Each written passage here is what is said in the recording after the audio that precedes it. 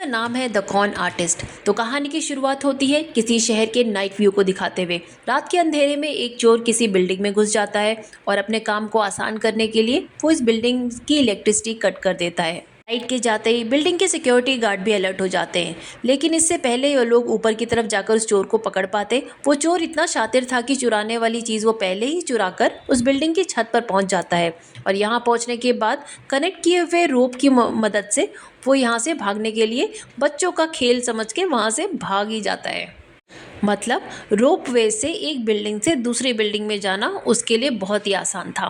फिर हम अगले सीन में देखते हैं चार्ली नाम का एक आदमी दिखाया जाता है। ये वही चोर है जो कल रात चोरी करने के लिए उस बिल्डिंग में घुसा था। दिमागी तौर पर चार्ली काफ़ी ब्रिलियंट होने के साथ साथ बहुत ही शातिर भी है।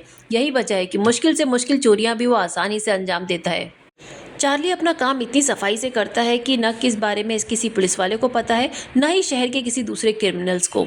कल रात चार्ली उस बिल्डिंग में एक आर्टिफैक्ट चुराने के लिए गया था, लेकिन प्रॉब्लम यह है कि वहां से भागते समय वो आर्टिफैक्ट उसे टूट गया और यही हमें चार्ली का क्राइम पार्टनर गोइन दिखाई देता है, जो उससे कहता है कि अब इस टूटे हुए आर्टिफैक्ट का हम क्या करेंगे।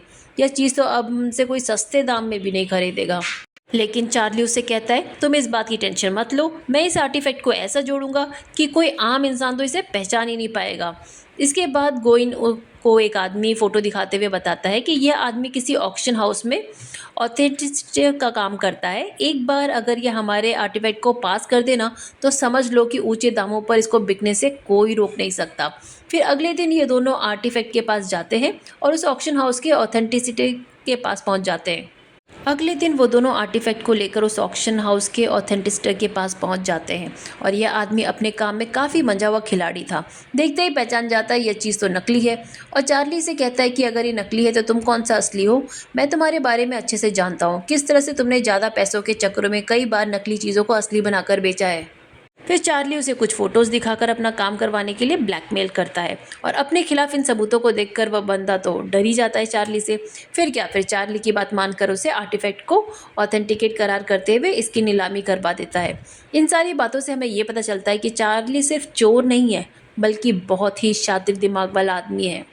अगले सीन में हमें शहर का एक ईमानदार पुलिस वाला डिटेक्टिव वगोंग दिखाते हैं। ये आदमी किसी भी तरह से शहर के सबसे बड़े क्रिमिनल गैंगस्टर चौ को पकड़ना चाहता है।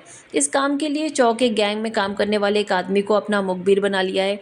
फिर अगले सीन में दिखाया जाता है कि चौ को अपने आदमी की बेईमानी के बारे में पता चल चुका है, इसलिए वह गद्दार को अपने आदमियों के सामने मारकर बाकी लोगों में दहशत पैदा करना चाहता है। कहने को तो चौ इस शहर का बड़ा बिजनेसमैन है, लेकिन असल में वो एक ऐसा गैंगस्टर है जिसके खिलाफ कोई सबूत ना होने की वजह से पुलिस डिपार्टमेंट कभी उसके ऊपर कोई एक्शन नहीं ले पाया है। इसके बाद यहाँ से कुछ दिनों बाद का सीन दिखाया जाता है। उस आर्टिफैक्ट को बेचकर इन लोगों को जो पैसे मिले थे उससे इन लोगों ने काफ़ी हद तक खर्च हो चुके थे। अब चार्ली का अगला प्लान था कि नकली नोट छापना, जो कि काफ़ी हद तक उसके प्लान को सफल भी हो चुका था। यानी कि हूबहू वैसे ही दिखने वाले नकली नोट को वो छाप चुका था। लेकिन प्रॉब्लम ये थी कि वो नकली नोट ज़्यादा देर तक सनलाइट में अगर आए या किसी भी अल्कोहल स्प्रे के कांटेक्ट में अगर आए तो इन पे फेक नोट्स जो लगी हुई है वो इंक मिटने लगती है। इस वजह से चार्ली का ये प्लान अभी पूरी तरह से सफल नहीं हो पा रहा है। तो वो फैसला करता है फिलहाल अपने इस प्लान को ठंडे बस्ते में रखकर कुछ और देखेगा। फिर अगले सीन में हमें एक आर्ट गैलरी दिखाई जाती है जिसकी ओनर योना नाम की एक लड़की है और योना के साथ काम करने वाला एक आदमी उसे बताता है कि आज हमारे इस एग्जीबिशन में एक पॉलिटिशियन इन्वेस्टर भी आया हुआ है जो इस आर्ट गैलरी को बढ़ाने में अच्छे खासे पैसे भी लगा के देगा और उसके बदले में वह अपनी बनाई हुई एक पेंटिंग को इस आर्ट गैलरी में लगवाना चाहता है। इसके बाद जब योना उस आदमी को मिलने जाती है तो हम देखते हैं कि ये आदमी कोई और नहीं बल्कि चार्ली ही था। और कमाल की बात यह है कि चार्ली अपनी जिस ड्रीम लवर की फ़ोटो इस गैलरी में लगवाना चाहता था वो असल में कोई और नहीं बल्कि योना ही है। योना इस पेंटिंग को देखती है तो शर्माई जाती है, उसे समझ में नहीं आता अब वो इस पर कैसे रिएक्ट करे। चार्ली के यहाँ आने के पीछे दो ही कारण हो सकते थे, या तो वो योना को इम्प्रेस करना चाहता है या फिर योना ही उसकी अगली चोरी का शिकार होने वाली है। चार्ली के दोस्त गोइन को भी समझ नहीं आ रहा था आखिर वह करना क्या चाहता है। तो चार्ली से पूछता है तुम आर्ट गैलरी के इन्वेस्टर कब से बन गए। चार्ली उससे कहता है तुम सोचने वाली चीज़ों का में अपना दिमाग मत खर्च किया करो, सोचना और प्लान्स बनाना सिर्फ मेरा काम है सिर्फ। इसलिए अगले प्लान के लिए हमें ज़रूरत है एक अच्छे हैकर की और तुम जल्दी जल्द किसी हैकर को ढूंढ के लाओ। फिर अगले सीन में हम जिंग नाम के एक हैकर को देखते हैं जो किसी भी इलेक्ट्रॉनिक डिवाइस को हैक करने में माहिर है। जिंग अपने काम में अभी लगा ही हुआ था कि उससे मिलने गोइन वहाँ पे आता है। गोइन उसे अपने साथ काम करने के लिए ऑफ़र देता है और कहता है कि अगर तुम्हें गलत काम करके ही पैसे कमाने हैं तो बेहतर होगा चिल्लर की बजाय तुम मोटे पैसे कमाओ। और इसके बाद उसे चार्ली से मिलवाने के लिए किसी क्लब में लेके जाता है और उसे कुछ सवाल जवाब करने के बाद चार्ली भी उससे काफ़ी हद तक सेटिस्फाई हो जाता है। आज से जैक भी इनकी टीम में शामिल हो चुका है। इनके काम को आगे बढ़ाने के लिए इनको एक बड़े हाइड आउट की ज़रूरत पड़ने वाली थी। तो गोइन अपने एक पुराने दोस्त टर्बो को कॉल करके इसका बंदोबस्त करने को कहता है। फिर कुछ दिन बाद ये लोग उस हाइड आउट को देखने के लिए टर्बो के बताई हुई जगह पर पहुंच जाते हैं। लोकेशन के हिसाब से चार्ली को ये जगह काफ़ी पसंद आती है। फिर तुरंत ये लोग उस हाइड आउट को रेंट में लेकर अपने काम में लग जाते हैं। थोड़ी बहुत रिसर्च के बाद चार्ली फैसला करता है कि वह ज्वेलरी स्ट्रीट की ही किसी ज्वेलरी शॉप को अपना अगला निशाना बनाएंगे। इस काम को करने के लिए उन तीनों को अपने अपने डिपार्टमेंट में बांट दिए गए। गोइन वहाँ पे एक ज्वेलरी शॉप में जाकर वहाँ रखी हुई ज्वेलरी को चेक करने लगता है, तो वहीं दूसरी तरफ जैंग भी वहाँ लगे हुए सीसीटीवी और अलार्म्स को हैक करने के जुगाड़ में लग जाता है। आज पूरे दिन रिसर्च के बाद तीनों रात में के समय अपने हाइड आउट पर लौट आते हैं। अब तक इन लोगों ने इसको अच्छा खासा अपना सेटअप भी बिठा लिया है हाइड आउट में।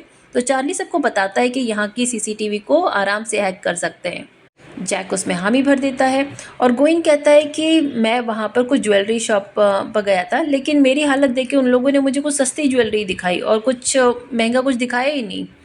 तो इन लोगों का प्लान था कि ज्वेलरी शॉप में घुसकर डायमंड्स की चोरी करना, लेकिन वहाँ तक जाने के लिए इनको ज्वेलरी शॉप में वीआईपी सेक्शन तक पहुँचना होगा। अब इसी टारगेट को पूरा करने के लिए अगले दिन चार्ली एक बार फिर योना से मिलने के लिए जाता है और योना की नज़र में चार्ली हैंडसम होने के साथ साथ ठीक ठाक अमीर भी है, इसलिए वह भी अब तो उसे पसंद करने लग गई है। फिर चार्ली किसी तरह उसे अपनी बातों में फंसाकर योना को भी अपने साथ उस ज्वेलरी शॉप ले जाता है। वहाँ पहुंचकर दोनों अपने आप को जिस तरह से प्रेजेंट करते हैं, ज्वेलरी शॉप मैनेजर को लगता है कि ये दोनों काफ़ी रिच हैं, इसलिए वो दोनों को डायमंड्स दिखाने के लिए अपने साथ स्टोर के वीआईपी सेक्शन में ले जाता है। वहाँ पहुंचकर चार्ली इस जगह को बहुत ही अच्छे से स्कैन कर लेता है ताकि चोरी का प्लान बनाने में उसे आसानी हो। वहीं दूसरी तरफ हमें गैंगस्टर चो को दिखाया जाता है जो अभी इस बात से काफ़ी नाराज़ है कि आने वाले इलेक्शन में नॉमिनेशन नहीं मिला उसे। तो अब उसका प्लान है कि देश के बाकी पॉलिटिशियन का जो ब्लैक मनी है वो उसको ही चोरी कर लेगा, लेकिन इस काम के लिए उसे बहुत ही अच्छे कॉन आर्टिस्ट की ज़रूरत पड़ेगी। लेकिन कम समय में बड़े से बड़े लॉक तोड़ पाने वाला ऐसा आदमी उसे शहर में जल्दी मिलता ही नहीं है।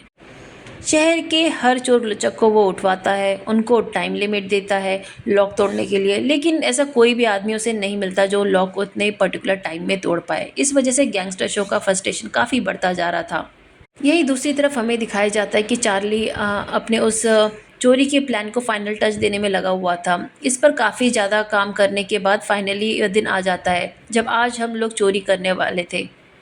फिर रात के समय इनके प्लान के मुताबिक दारू के नशे में गोइन उस ज्वेलरी शॉप के बाहर जाकर तमाशा करने लगता है, जिस वजह से वहाँ पर अलार्म बजने लगता है। तो इस एरिया के पेट्रोलिंग करने वाली पुलिस तुरंत सिचुएशन को चेक करने के लिए वहाँ पहुँच जाती है। इन लोगों के यहाँ पहुँचने से पहले ही गोइन यहाँ से भाग चुका था, इसलिए पुलिस वालों को यहाँ पे कुछ भी खास नज़र नहीं आता है। इसी दौरान जैक यहाँ के सारे सीसीटीवी कैमरेज को हैक कर लेता है।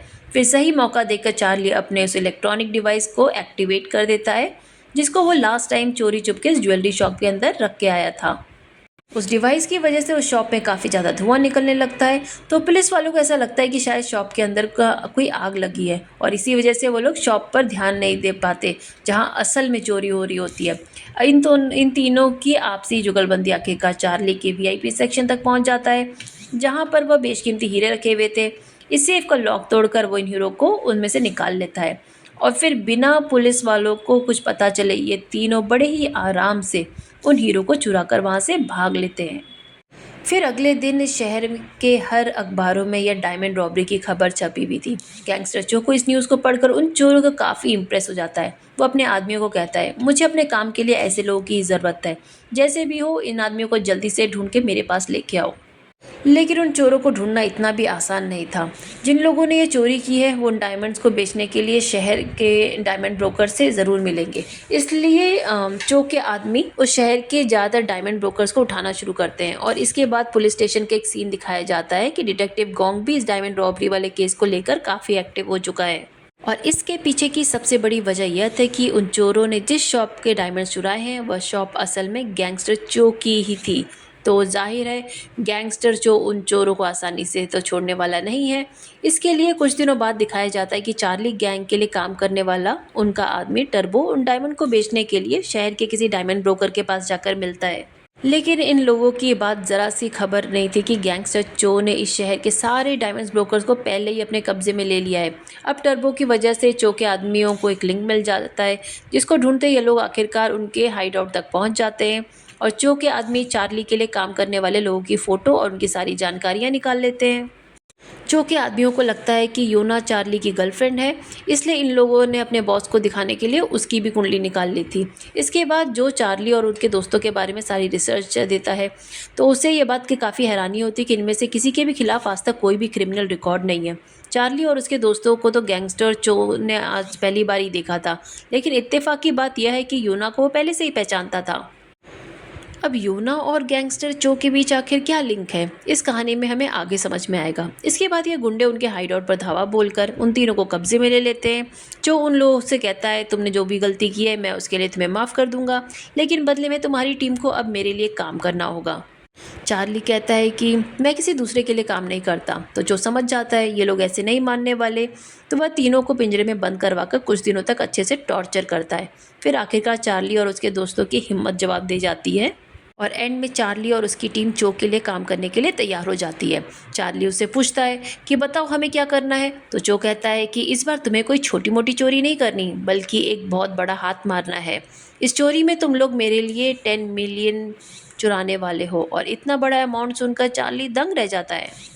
वो कहता है कि जहाँ तक मुझे पता है इस देश में कहीं भी एक साथ इतने सारे पैसे रखे हुए नहीं हैं। जो कहता है तुम लोग कोई बैंक नहीं लूटने वाले हो, बल्कि देश के करप्ट पॉलिटिशियन के ब्लैक मनी को चुराना है, जो कुछ ही दिनों में समंदर के रास्ते इस देश से बाहर जा रहा है। यह काम कब और कैसे करना है ये सब मैं तुम्हें आगे समझा दूंगा, तो फिलहाल तुम तीनों जा सकते हो यहाँ से। और अगले दिन ये तीनों चो के लिए काम करने के लिए शुरू कर देते हैं। सबसे पहले जो इन लोगों को एक इंजन पोर्ट के कस्टम लेआउट के बारे में बताने लगता है। चाइना और नॉर्थ कोरिया से होने वाला सारा एक्सपोर्ट इम्पोर्ट इसी पोर्ट से किया जाता है। इसी जगह यहाँ की सिक्योरिटी सुपर टाइट रखी जाती है। इस जगह काम करने वाले कस्टम ऑफिसर का एक करप्ट आदमी है, जो सिर्फ और सिर्फ यहाँ का रूलिंग पार्टी के लिए ही काम करता है और उसकी पार्टी के नेताओं की जितनी भी ब्लैक मनी है वह सारा का सारा एशियन पोर्ट के वेयर हाउस में ही छुपा कर रखा गया है। यानी कि कस्टम के ही किसी कंटेनर में उस पॉलिटिशियन के 10 मिलियन ब्लैक मनी छुपा कर रखा गया है और उन्हीं पैसों को चुराने के लिए ये लोग प्लानिंग कर रहे हैं। इसके बाद चोखा खास आदमी बताता है कि उस कंटेनर में 10 मिनट की दूरी पर 50 गार्ड तैनात किए गए हैं, यानी हमें सिर्फ 10 मिनट के अंदर ही उस कंटेनर को खोलकर उससे पैसे चुराने होंगे। गोइन कहता है इतने सारे पैसों का वजन कम से कम 4 टन तो होगा ना, तो 10 मिनट के अंदर इतना बड़ा अमाउंट चुराना पॉसिबल नहीं। फिर चार्ली कहता है चलो एक बार तो मान लेते हैं कि हम सारे सिस्टम को हैक करके चोरी भी कर लें, लेकिन तब भी हम उस पोर्ट के चेक पॉइंट को तो पार नहीं कर पाएंगे। तो इस बात पर गैंगस्टर चो स्माइल करते हुए कहता है तुम इसकी टेंशन मत लो, ये काम मैं करवा दूंगा तुम्हारे लिए। फिर चो उन लोगों को बताता है कि चाइना में मेरी एक लॉटरी छापने वाली कंपनी है, जहाँ से मैं हर साल ढेर सारी लॉटरी इंपोर्ट किया करता हूँ। तो चोरी के समय हम इन लॉटरीज़ के उन पैसों के साथ अदला बदली कर लेंगे, जिससे बाहर निकलते समय सिक्योरिटी वालों को शक भी नहीं होगा। तो कुल मिलाकर इन सभी मोटे तौर पर अपना प्लान समझ को आ चुका था, लेकिन इतनी आसानी से इन लोग का भरोसा करने वाला नहीं था। इसलिए उनके टीम में एक हैकर जैंग को साइड में ले जाकर समझाता है वैसे भी इस चोरी के बाद मैं इन लोगों को मारने वाला हूँ, लेकिन अगर तुम अपनी जान बचाना चाहते हो तो बेहतर होगा तुम चार्ली के बजाय मेरे वफादार बन जाओ। और साथ ही साथ ये जैंग के लिए भी काम के लिए काफ़ी पैसे भी ऑफ़र करता है इस काम के लिए। तो जैंग उनकी बातों से काफ़ी डर जाता है और इसलिए वह बिना किसी बहसबाजी के चुपचाप गैंगस्टर के साथ मिल जाता है। फिर अगले सीन में हम चार्ली को कहीं अकेले बैठे ड्रिंक करते हुए देखते हैं। यही फ्लैशबैक में हमें चार्ली के गुरु मास्टर ओ को दिखाया जाता है, जो मास्टर ओ खुद भी एक बड़े कॉन आर्टिस्ट हुआ करते थे। उन्होंने ही चार्ली को बड़े से बड़े लॉक तोड़ने का सारा हुनर सिखाया था। इसके बाद वह योना को कॉल करके उसे सॉरी कहता है, क्योंकि बिजी होने की वजह से वह आजकल उसे मिल नहीं पा रहा। फिर अगले दिन उन दोनों एक बार फिर बाहर कहीं मुलाकात होती है। इधर ये दोनों वॉक करते हुए काफ़ी सारी बातें करते हैं। यूना उससे अपने फ्यूचर ड्रीम्स के बारे में बताती है, किस तरह से वो अपने बिज़नेस को एक्सपेंड करने वाली है दुबई में, एक आर्ट गैलरी खोलना चाहती है वहाँ पर, लेकिन पैसों की प्रॉब्लम की वजह से फ़िलहाल ऐसा नहीं कर पा रही है। इसी दौरान डिटेक्टिव गोंग यहाँ पहुंचकर चार्ली को अपने साथ पुलिस स्टेशन ले जाता है। इंट्रोगेशन के दौरान चार्ली से पूछता है कि डायमंड रॉबरी में तुम्हारा क्या कनेक्शन है। चार्ली को यह बात पता थी कि इन लोगों के पास कोई खास सबूत नहीं है, तो पुलिस वालों को अंधेरे में ही तीर चला रहे हैं। तो चार्ली अपनी तरफ से कुछ भी कन्फेस नहीं करता है, इसलिए पुलिस वालों को ना चाहते हुए भी उसे छोड़ना पड़ता है। फिर अगले दिन डिटेक्टिव गोंग कुछ आदमियों को साथ लेकर चार्ली के फ्लैट पर रेड मारने पहुंचते हैं, लेकिन चार्ली ने इन लोगों को आने की भनक पहले ही लग चुकी थी, इसलिए वह इनके आने से पहले ही अपना सारा ज़रूरी सामान वहां से लेकर निकल जाता है। पुलिस वालों को यहाँ छानबीन के दौरान एक सीक्रेट रूम मिलता है। इस जगह पर तलाशी लेते वक्त डिटेक्टिव गोंग को भी हल्का फुल्का समझ आ जाता है कि 14 मई को चार्ली अपने आदमियों के साथ पोर्ट के कस्टम पर कुछ चोरी करने वाला है। वहीं दूसरी तरफ चार्ली और उसकी टीम इस चोरी को करने के लिए पूरी तैयारी में लगी हुई थी। इसी दौरान ऐसा ही मौका देखकर चार्ली अपने दोस्त गोइंग को बताता है कि इस चोरी के पूरा होने के बाद गैंगस्टर चो हमें धोखा देने वाला है। ऐसा इसलिए क्योंकि चार्ली को भी यह बातें अच्छे से पता थी कि यह काम पूरा होने के बाद चो इन लोगों को मरवा देगा। जेंग भी चोरी छुपे इन लोगों की सारी बातें सुन रहा था। इसके बाद वह अपनी वफादारी साबित करने के लिए चो को सारी बातें बता देता है। यह सुनने के बाद चो को काफ़ी गुस्सा आता है, लेकिन फिलहाल वह चार्ली और उसके गैंग के साथ वो कुछ भी नहीं करने वाला था, क्योंकि कस्टम ऑफिस में रखे हुए कनेक्टर को खोलने के लिए अभी भी उसे चार्ली की ज़रूरत पड़ेगी। फिर अगले दिन जब चार्ली योना से मिलने के लिए जाता है तो वह पूरी तरह से उसे इग्नोर करती है, क्योंकि योना को ऐसा लगता है कि चार्ली कोई क्रिमिनल है जो अपने जाल में उसे फंसाने की कोशिश कर रहा है। तो आखिरकार चार्ली को उसे अपनी सच्चाई बतानी पड़ती है। तो योना से कहता है कि तुम्हारे पिता मास्टर वो मेरे गुरु थे, उनसे ही मैंने अपनी ज़िंदगी की सारी ज़रूरी लेसन सीखे थे, लेकिन फिर एक दिन अचानक पता लगा कि उन्हें किसी ने मार दिया है। आज मैं जो कुछ भी हूँ वो सब उनके ही वजह से हूँ, और मैं उनके हत्यारे को सज़ा देने के लिए की तैयारी कर रहा हूँ। यानी योना इन सब बातों पे भरोसा नहीं करती थी, लेकिन इसके बाद वो अपने घर जाने लगती है। लेकिन रास्ते में चो के गुंडे उसे किडनैप कर लेते हैं। फिर अगले सीन में हमें दिखाया जाता है कि आज ही वह दिन है जब चार्ली और उसके दोस्त चोरी करने वाले थे। अब सब लोग अपने प्लान के मुताबिक इंचॉन पोर्ट पर पहुंच चुके थे। समय पर इन लोगों द्वारा वहां पे धमाका किया जाता है और तुरंत बाद ही जैक यहाँ पे सिक्योरिटी सिस्टम हैक कर लेता है।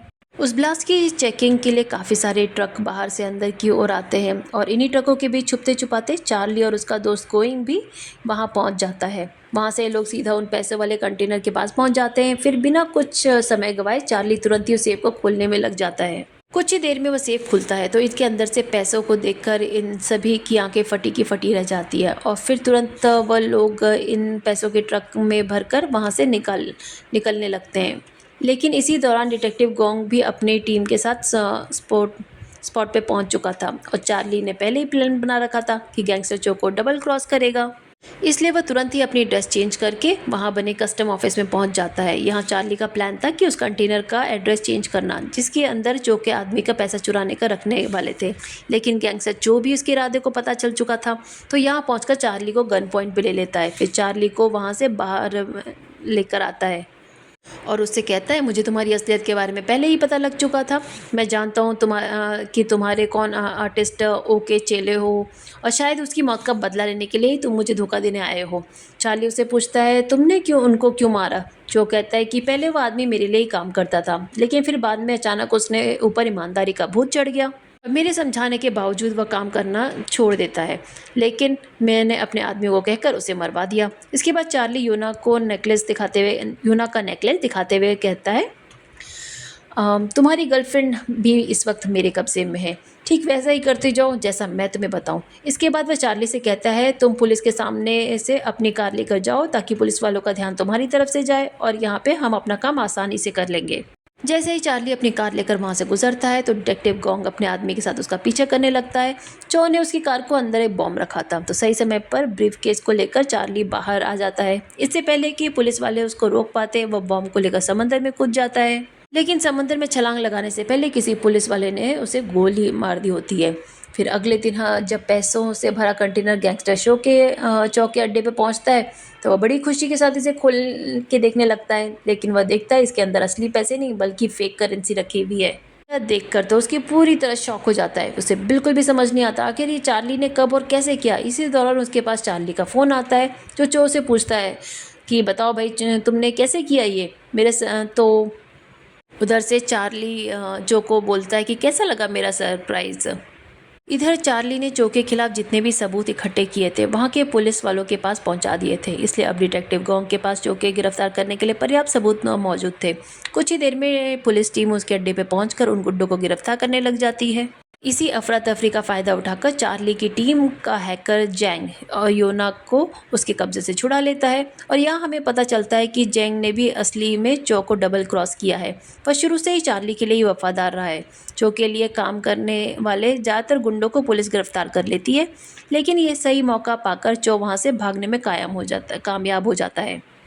लेकिन वो चार्ली को फ़ोन करके पूछता है कि बताओ तुमने ये सब कुछ कैसे किया। तो चार्ली कहता है कि पोर्ट पर मुझे गोली मारने वाला पुलिस वाला आदमी ना वो मेरा ही आदमी था, और जिन पैसों को तुम नकली समझकर अपने अड्डे पर छोड़ आए हो वो सारे पैसे असली हैं। फ़र्क बस इतना है कि उन पैसों के ऊपर मैंने दोबारा प्रिंटिंग करके उनके ऊपर लॉटरी टिकट चिपका दिया था। तुम्हारे सारे आदमियों को पुलिस वालों ने गिरफ्तार कर लिया है, और इसी बीच सही मौका देकर मेरे आदमी पैसे से भरे ट्रक को लेकर वहाँ से निकल गए। वहीं दूसरी तरफ दिखाया जाता है गोइंग और जंग पैसों से भरे उस ट्रक को लेकर वहाँ से फरार हो गए। इधर रास्ते में एक जगह पहुँचकर चार्ली चो की कार को ठोक देता है, तो चो अब काफ़ी ज़्यादा इंजर्ड भी हो चुका है, इसलिए अब वो भागने की हिम्मत नहीं बची थी उसमें। अब चार्ली उस चो को गन पॉइंट पर लेकर जोना का नेकलेस उससे वापस ले लेता है, और चार्ली किसी की हत्या नहीं करना चाहता था, इसलिए वह चो को वहीं पर जिंदा छोड़कर वहां से चला जाता है। गैंगस्टर चो इस समय बहुत ज़्यादा सदमे में था, क्योंकि कुछ घंटों के अंदर ही उसका बनाया हुआ सारा अंपायर अब ख़त्म हो चुका है। कुछ ही देर में पुलिस टीम भी यहाँ पहुँच जाती है, जो उसे गिरफ्तार कर लेती है। कहीं दूसरी तरफ दिखाया जाता है कि चार्ली की उन सारे नोटों को अल्कोहल से स्प्रे कर रहे होते हैं, और ताकि उसके ऊपर की नकली इंक मिट जाए और असली नोट बाहर आ जाए। कुछ ही देर बाद सारे फेक लॉटरी असली नोटों में बदल जाते हैं। इसके बाद चार्ली यूना के पास ढेर सारे पैसे पहुंचाता है, ताकि वह फ्यूचर में दुबई में अपना आर्ट गैलरी खोल सके। इसके बाद यहाँ के कुछ महीनों बाद का समय दिखाया जाता है। अब हम देखते हैं कि यूना ने अपनी आर्ट गैलरी का बिजनेस अब दुबई में भी एक्सपेंड कर लिया है। यूना के यहाँ पहुँचने से पहले ही चार्ली ने उसका नेकलेस वहाँ पहुँचा दिया था। फिर इसके बाद वह इस गैलरी में अपनी खूबसूरत सी पेंटिंग देखती है, तो वो समझ जाती है कि ज़रूर चार्ली यहीं कहीं आसपास ही है। तो चार्ली सामने आता है और यूना से कहता है कि मैं काफ़ी पहले से चाहता था तुम्हें प्रपोज़ करना, लेकिन मैं सही मौके का इंतज़ार में था। चार्ली के हिसाब से आज का दिन वो आ चुका है। अब यूना भी अपनी पुरानी बातों को भुलाकर चार्ली को माफ़ कर देती है, और इसी हैप्पी एंडिंग के साथ मूवी यहाँ पे ख़त्म होती है।